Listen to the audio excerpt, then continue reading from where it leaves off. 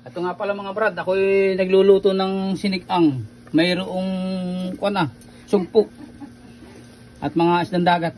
Masarap ito nga sa ilalim lahat, baka makuha na mga sugpo sa ilalim, may mapula. Yan.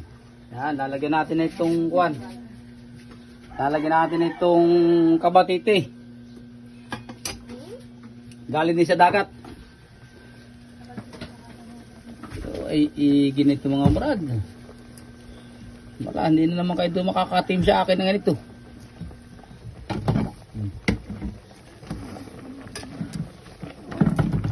Ay ginito.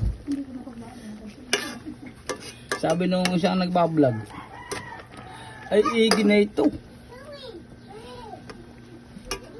Ay ginito brad. Nako, ay masarap talaga, brad. wala man lang talagang kakonsiya doon. Kasi sarap. Maigi. Sige mga brad, dito na lang.